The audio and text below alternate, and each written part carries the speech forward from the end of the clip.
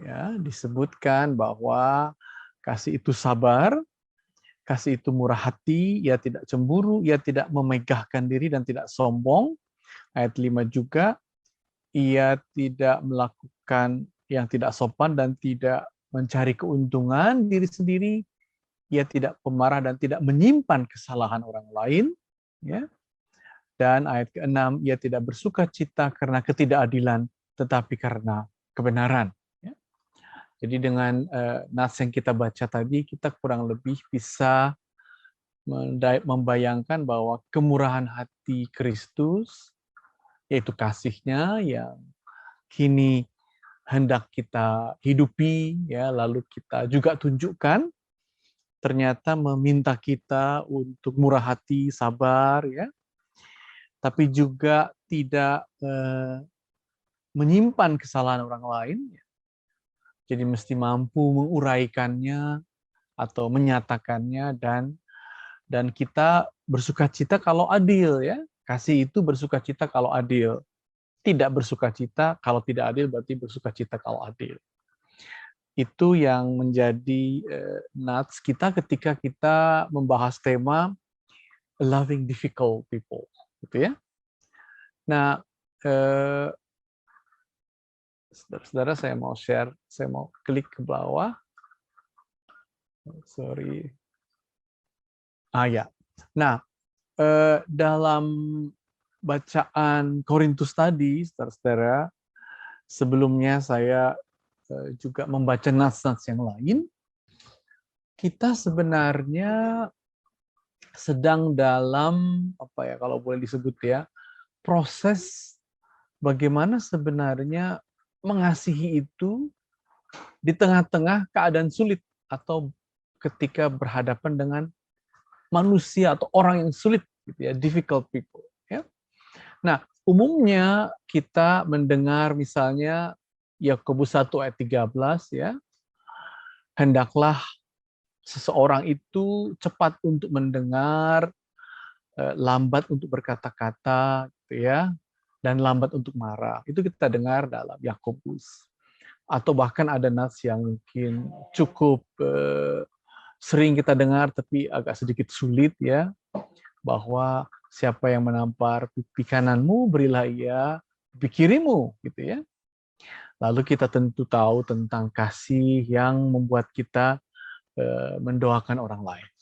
Nah, dengan kita mendengar ini, memang kita bisa merenungkan ini dengan terlalu, saya sebut terlalu serba perasaan. Ya. Maksudnya apa? Maksudnya seolah-olah yang perlu kita itu menahan diri, gitu kan, ya, tidak menunjukkan emosi yang jelas, ya, atau membuat kita seolah-olah jangan berkonflik dong, gitu kan, ya, dan melanjutkan dengan mengatakan mengalah sajalah, gitu, ya. Nanti yang lain Tuhan yang uruslah kalau ada hal-hal yang menuntut keadilan. Nah, tetapi ya, saudara, kita juga mendengar nats yang mengatakan lain, ya, tetapi tetap nats itu sungguh penting. Yaitu apa? Apabila kamu menjadi marah, janganlah kamu berbuat dosa, janganlah matahari terbenam sebelum padam amarah. Ini yang kata lain sebenarnya kita bisa juga tegas, gitu ya. Sebab dengan kita marah sebenarnya kita menggarisbawahi hal ihwalnya, gitu kan, ya. Ini yang sebenarnya, kan itu. Tapi nggak perlu agresif. Kan. Juga apalagi di era sekarang, ya, kita mendengar bahwa mengasihi diri itu perlu dengan mengasihi sesama. Maksudnya apa? Kan sekarang di era COVID ini katanya mirip kalau naik pesawat, ya.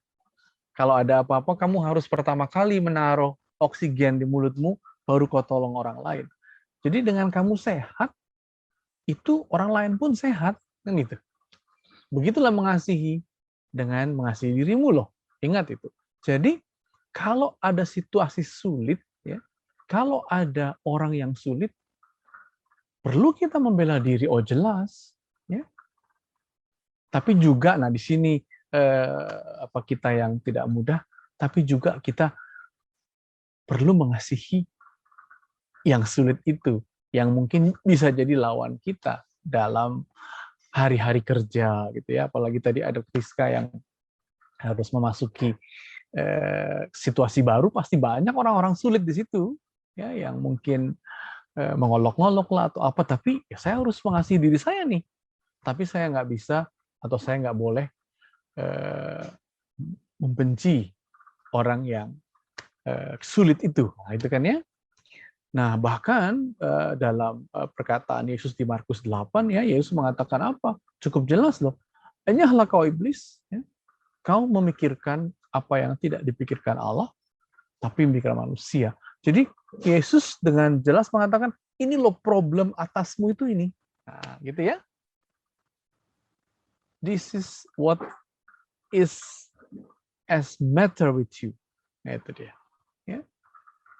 Apalagi kalau sudah mulai memanipulasi, gitu ya, sudah mulai memanfaatkan kita dengan cara licik, ya kita harus seperti Yesus juga. Hei kamu Petrus, kamu ini sudah seperti iblis sebenarnya. Jadi yang mau kita perdalam rupanya, dalam kita mengasihi, apalagi kita tahu itu sulit, orangnya sulit, bahkan mendatangkan kesulitan, maka kita tidak boleh diam, lembek, mengorbankan diri, tapi apa? Kita mesti dengan jelas, dengan jernih, meletakkan di mana masalahnya, ya, dan menyebutkannya, dan menunjukkan. Nah, itu dia. Jadi itulah adik-adik atau saudara-saudara yang terkasih, cara memahami bahwa memang kita nggak boleh menyimpan kesalahan orang lain, ya, walaupun kita murah hati nih, ya, dan kita suka dengan yang adil. Kita tidak boleh mengorbankan diri. Kita perlu membela diri dengan alasan apa? Mengasihi diri itu sama pentingnya dengan mengasihi sesama. Gitu ya. Jadi orang Kristen itu tahu positioning yang pas untuk mengasihi ketika di hadapannya ada orang yang sulit. Gitu ya. Jadi kiranya apa ini frame ini membuat kita semua tahu, oh begitu rupanya yang mengasihi, ya begini. Jangan kita menjadikan kasih itu cara kita untuk jadi lembek, jadi serba mengalah, jadi serba diperalat, jangan. Ya, nggak boleh. Nah, dan seperti tadi kita katakan, you are going to meet those difficult people everywhere, kalau boleh saya katakan. Who they are, maybe your college, ya, maybe even your fellow friends in this church, maybe your neighbor, maybe your brother or sister, gitu kan ya. Dan menurut psikolog tentu saudara-saudara bisa juga tahu bahwa macam-macam lah jenisnya ya. Ada yang sok tahu, ada yang sok tahu, ada yang diam tapi nggak bisa ngapa-ngapain, ada diktator. Pokoknya saudara bisa merasakan this is difficult guys, gitu ya. This is oh dear, gitu ya. Ada yang dikit-dikit tidak, ada yang komplain, belum apa-apa sudah komplain. Those are difficult people.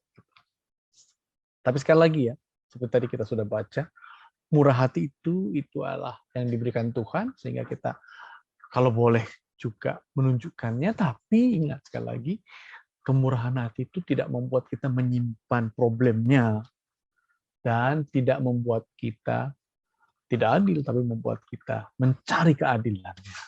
Nah, itulah saudara-saudara apa yang kita mau kaitkan, ya. Ada orang yang sulit, ada situasi sulit, tapi kita sebagai orang Kristen punya dasar mengasihi, tapi kita juga mesti menemukan, nah itu, model mengasihi itu apa yang tadi itu, murah hati ya, tapi sabar ya, tapi tidak menutupi problemnya. Harus mengungkapkan, bahkan mesti adil, mesti fair. Ya, saya harus mengasihi diri saya. seperti saya juga mengasihi sesama saya. Nah, jadi dengan situasi itu maka kita harus move to the step, harus melangkah kepada satu model apa yang disebut asertif itu, ya.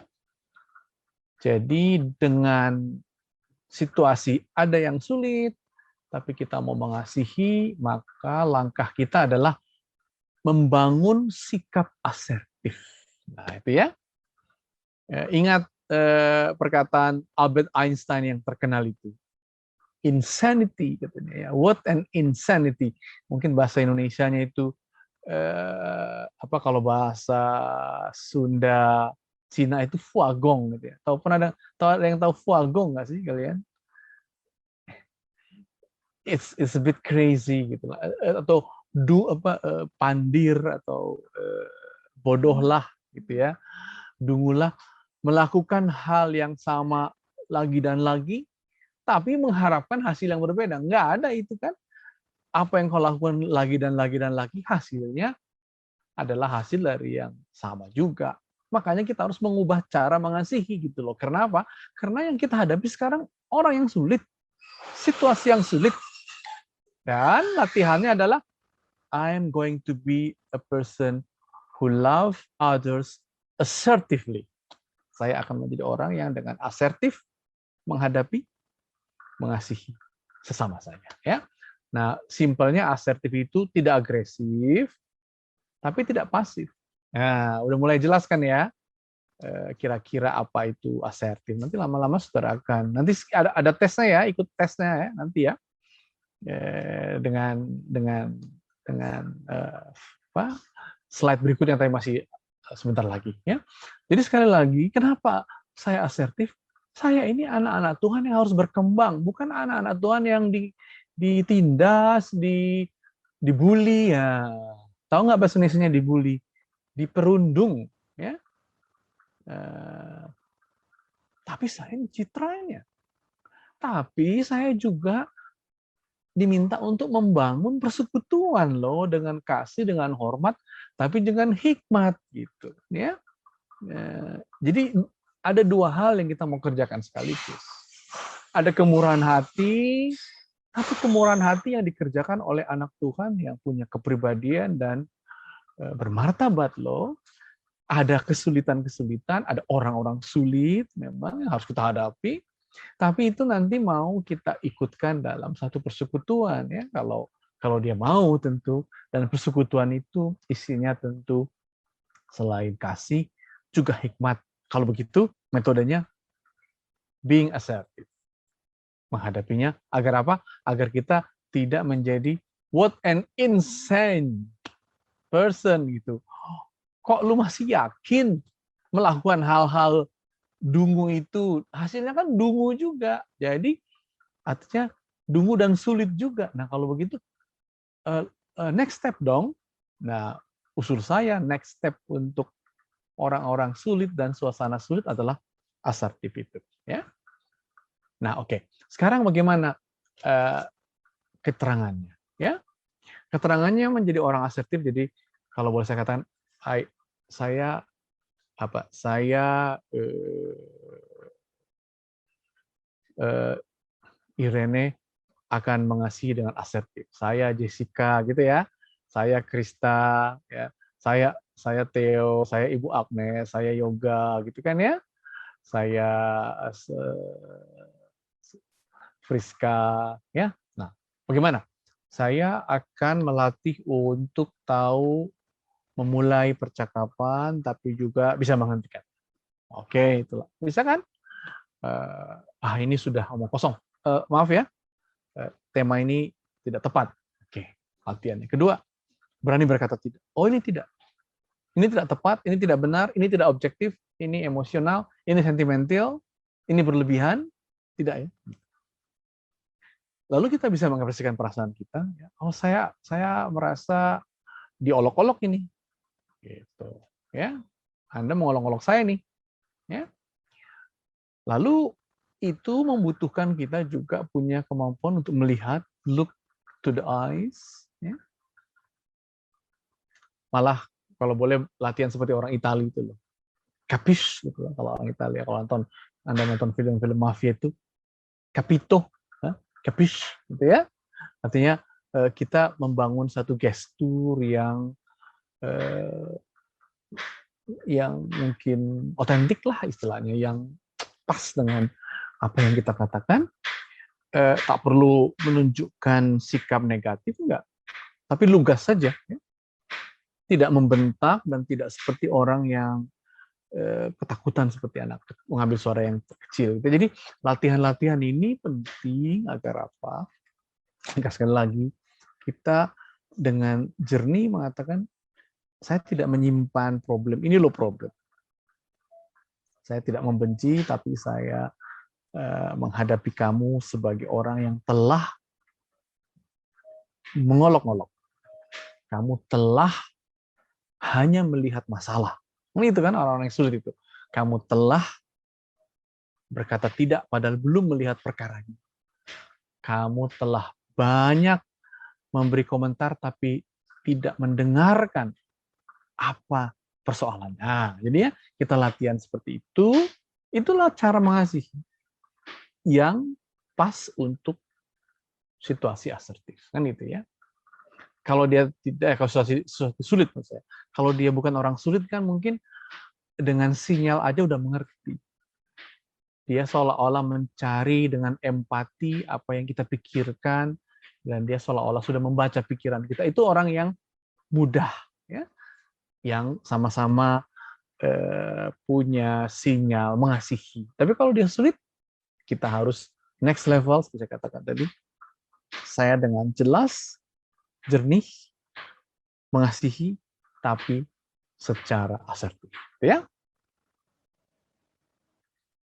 Nah, jadi dengan ini semua, saudara-saudara, you are ready to deal with difficult people, gitu ya, in difficult situation, even to share difficult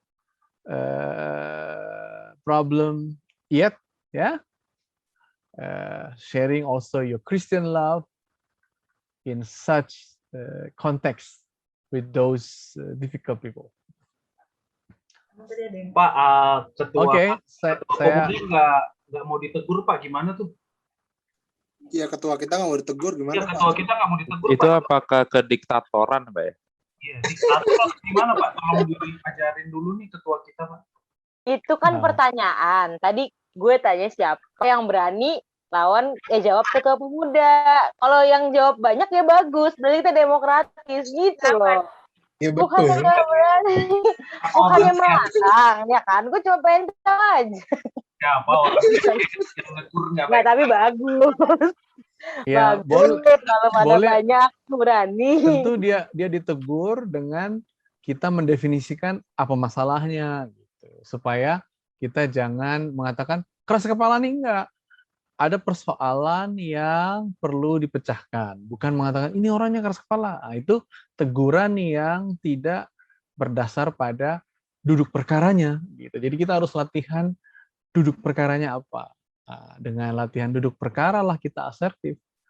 Kalau kita langsung menyapu seseorang dengan mengatakan kamu keras kepala, apalagi kita pakai kata kasar kamu dungu gitu ya. Nah, itu tidak asertif, itu agresif, ya.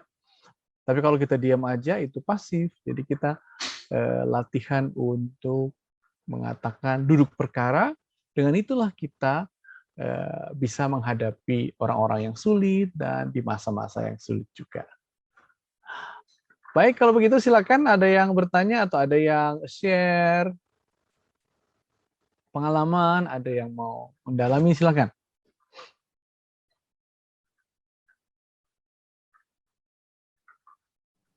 Pak, berarti kalau kayak gitu, ini ya Pak ya, apa namanya, harus bisa disamakan persepsinya Pak ya, antar kedua pihak gitu Pak ya, biar dapat match-nya gitu ya Pak ya.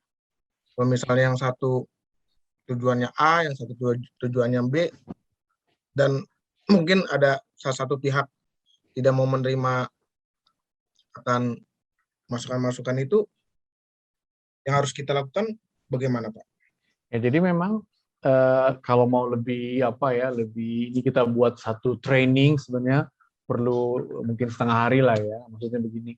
Memang pertama-tama dibutuhkan kemampuan kita untuk namanya memperhatikan, pay attention, mendengar ya.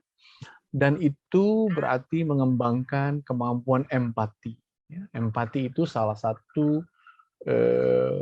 kemampuan yang penting sekali. Ini kan masalahnya orang yang sulit ya. Jadi sinyalnya nggak kebaca, tiba-tiba sinyalnya jebar, tiba-tiba sinyalnya blank, kan gitu itu orang yang sulit ya. Jadi kita perlu empati mendengar, dan itu sebenarnya sesuai juga dengan apa yang Alkitab katakan bahwa kita diminta untuk menjadi segala-galanya bagi semua orang. Artinya kita mengerti duduk perkaranya dan kita memahami dia. Itu satu. Baru yang kedua tentu langkahnya adalah kita juga merumuskan apa masalahnya. Nah, merumuskan masalah ini memang perlu waktu untuk di sini sebenarnya persoalannya gitu ya. Nah, untuk sampai pada persoalan sebenarnya kalau boleh kita tanya second opinion.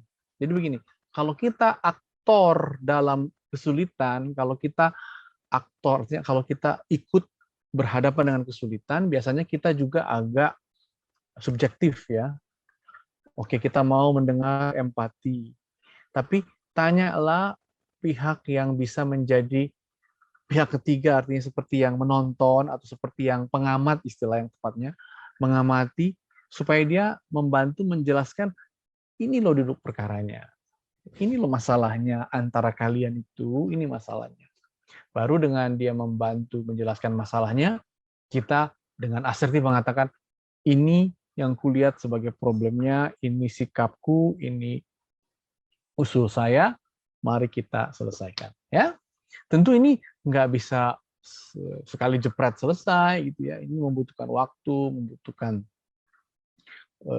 pertemuan-pertemuan agar duduk perkaranya semakin jernih dan solusinya didapat. Jadi sekali lagi, karena kita mau berhadapan dengan yang sulit, ya kita memang mau tidak mau mesti menempuh jalan yang sulit juga. Ya. Nah itu perlu dilatih, karena nanti kalian jadi pimpinan, kalian jadi bawahan, kalian jadi mitra, sama-sama akan menghadapi problem-problem yang seperti ini ya. Jadi dibutuhkan kemampuan mendengar, tapi juga kemampuan mendefinisikan ini lagi apa sih ini masalahnya ini ya, biar aku sikapi bagaimana. Kalau masih bingung, tanya orang yang mungkin mengetahui gimana ya ini, gitu, ya. Dan demikian semakin nyatalah solusi, tapi sekaligus juga masalahnya. Gitu. Oke. Ada lagi yang mau memberi tanggapan? Pak, mau nanya, Pak. Ya. Boleh ya? Boleh. Begini, Pak. Bagaimana ketika kita sudah ada di tahapan sikap asertif itu, tapi kemudian ya seperti yang tadi Bapak katakan, kita terjebak di situasi sulit, lalu kemudian mencari mungkin pihak ketiga, bahkan pihak keempat untuk membantu menengahi gitu ya. Cuman kalau misalnya kita terus-menerus larut di dalam situasi yang sulit, kira-kira apa yang baiknya dilakukan gitu? Karena kan maksudnya sebagaimanapun kita mencoba untuk menjadi orang yang komunikatif, menjadi orang yang asertif, bersabar, dan segala macam, kita tidak bisa mengelak juga bahwa kita tidak bisa mengendalikan pikiran banyak orang, gitu Pak. Lalu bagaimana kita, apakah harus, kalau bahasanya walk out dari situasi sulit, kayaknya nggak selalu kita bisa melakukannya, tapi kira-kira apa yang bisa ditempuh Pak untuk bisa setidaknya calm down, lalu juga ya win-win solusinya apa gitu. Ya, mungkin di situ perlu apa yang kita sebut sebagai orang yang menjadi advokat, ya, menjadi pembela. Advokat mungkin hukum ya, tapi yang mau membela kita, mau menggantikan kita dulu untuk menghadapinya sebagai pihak yang kita sebut sebagai mungkin perantara, tapi dia membela, menjelaskan kita. Itu juga penting gitu, supaya dengan adanya pembela itu arbitrase ya, kalau bahasa sulitnya itu, dia jadi membuat perkaranya mungkin lebih tanpa emosi gitu, karena dia hanya mau mewakili tapi dia tidak terkait lebih jauh dengan kita. Tapi kalau enggak, memang kita harus mundur ya, sebab tidak semua masalah kita bisa hadapi, tidak semua problem kita bisa atasi. Jadi kita kalau harus mundur ya mundur, nggak apa-apa ya, karena mungkin belum waktunya, mungkin ini kesulitan yang levelnya bukan level kita. Katakanlah kalau ada orang depresi, ya kita harus hadapi, ya levelnya ini level psikolog, psikiater, level kasih obat. Jadi ya bukan level kita, karena kita bukan pemberi obat kan, jangan ditanggung-tanggung. Nanti kamu lupa bahwa kamu harus mengasihi dirimu, gitu. Ya. Nah, jadi menurut saya sekarang kalau orang bisa dewasa mengasihi dirinya, itu udah baik banget loh dalam hidup hari-hari ini. Ya. Jadi katanya orang yang mementingkan dirinya itu, atau sebenarnya orang yang matang, yang mementingkan dirinya itu pasti dia tahu bahwa dia menghormati kepentingan orang lain. Gitu loh. Jadi jangan kita lupa itu juga gitu. Ya, jadi kita harus misalnya punya termometer nih ya, 37 derajat aku masih bisa hadapi. Tapi kalau 39 derajat, ini urusannya udah di level dokter nih, di level. Karena sekarang banyak sekali orang yang punya problem dengan kesehatan mentalnya ya. Jadi kita harus punya kemampuan juga mengukur gitu ya, tanpa kita kehilangan iman, tanpa kita kehilangan doa tentu saja. Tapi kita mungkin lain waktu atau lain orang yang lebih punya kapasitas. Itulah kira-kira. Sekali lagi karena pertanyaannya mengasihi orang yang sulit ya, bukan hal-hal yang normal. Oke, ada lagi yang lain? Aku mau share boleh dak? Tentu. Ini aja apa namanya? Aku waktu itu pernah banget menghadapi masa di mana kayak bener-bener terbeban sama ini orang maunya apa sih yang gitu. Nah, Jadi sebenarnya menurutku difficult people tuh yang paling utama itu menjadi susah saat kita mau ngerti tapi dia nggak kasih kita kesempatan buat ngerti gitu sih. Dan mungkin begitu pun sebaliknya. Jadi nggak akan pernah ketemu di tengah karena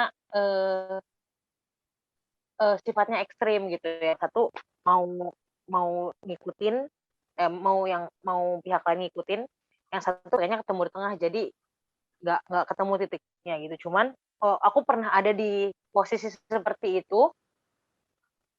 Dan cuman karena waktu itu yang aku tanamkan adalah gimana pun ini tetap harus dihandle. Kayak ini bukan ini sama sekali bukan waktunya walk out gitu. Bukannya berarti aku anti walk out ya. Aku bahkan orang yang mudah banget walk out gitu. Cuman karena ini udah termasuk komitmen, jadi aku hadapin gitu. Dan teman-teman menurut aku saat itu tuh bener-bener yang namanya pahit, mau muntah, nangis gitu, itu tuh ada banget gitu karena this person is very difficult menurutku ya. Cuma lagi-lagi saat itu yang aku pikir cuma kayak ya udah aku cuma pengen pegang sama komitmen apa yang udah aku mau untuk tanggung gitu untuk saat dalam keadaanku saat itu gitu. Jadi langkah awal selalu nggak mudah menurutku ya. Langkah awal selalu tidak mudah, dan ngerasanya harga diri diinjek-injek waktu itu. Rasanya kayak gue membiarkan dia semena-mena sama gue gitu. Tapi setelah dilalui kayak dilakukan gitu apa yang walaupun pengen muntah tetap dilakuin, walaupun kayak ngerasa pahit tetap dilakuin gitu. Menurutku itu udah bagian kita aja sih. Bagian kita udah itu, kayak sangkal diri, tetap mikir untuk mengasihi, tetap mikir untuk kayak gimana pun perasaan kita, yang di atas dari perasaan kita adalah ketaatan dan komitmen. Abis itu everything will fall into its place gitu, kayak tiba-tiba semuanya jadi bisa kok ternyata menjadi lebih baik keadaannya gitu. Karena aku percaya banget kalau sampai perkara hati bukan kita yang ubahkan tapi Tuhan. Jadi Udah begitu kita udah lakuin bagian kita menurutku kita akan lihat bagaimana Tuhan secara amazing bekerja itu, dan abis itu kemudian dan menurutku kita juga jangan terlalu terbeban untuk kayak mengubahkan hati orang gitu, karena kita nggak akan pernah bisa. Tapi kita udah lakuin bagian kita aja. Kalau hati dia berubah saat itu bagus, kalau nggak berubah ya udah, kita udah lakuin bagian kita.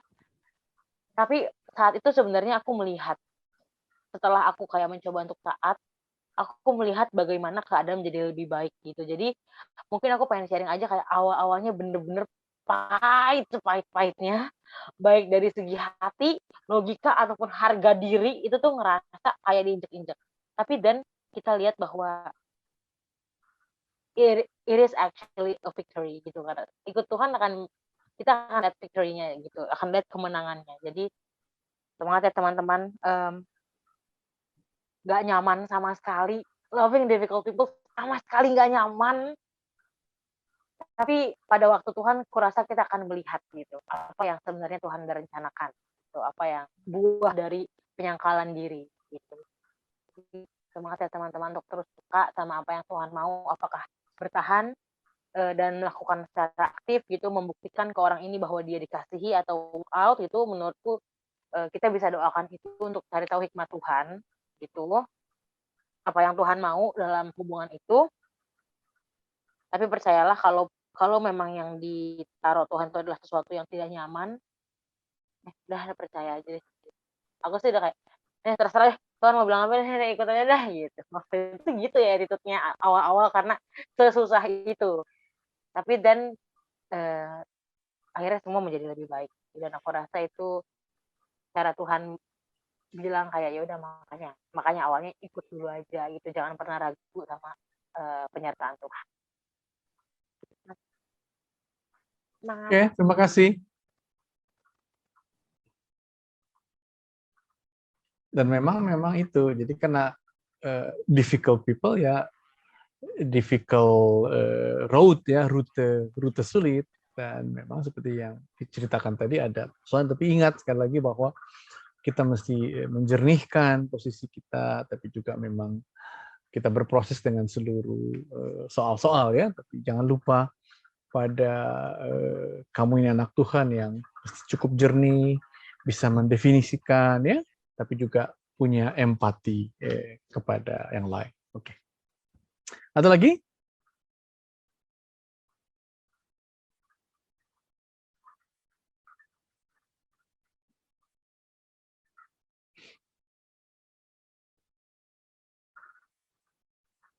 Kalau orang di Jawa ini oke, Friska, dengan beda sama orang Sumatera.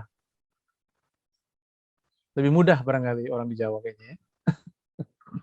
Sepertinya sih, Pak. Oke.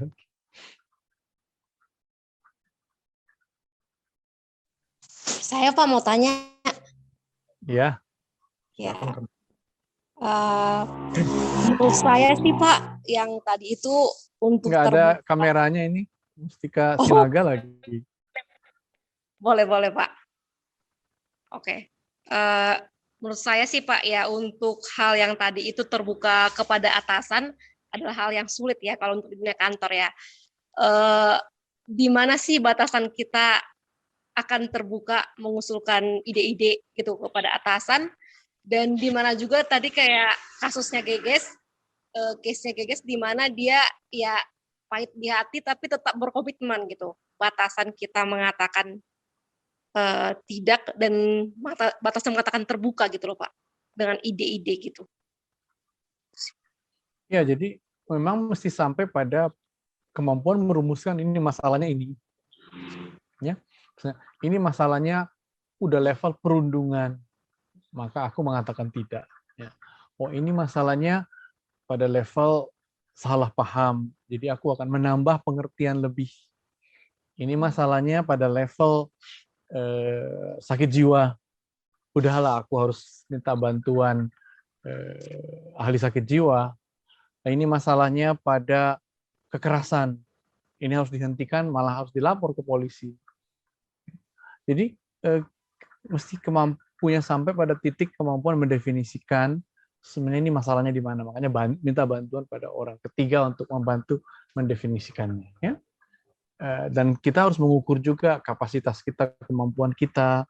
Memang kadang-kadang ada situasi yang membuat kita terjebak gitu ya.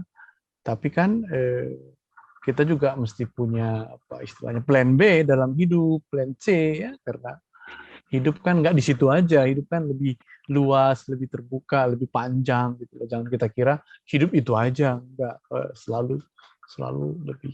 Makanya perlu orang ketiga yang bisa mendefinisikan masalahnya sebaik-baiknya. Itulah. Oke, Pak. Oke.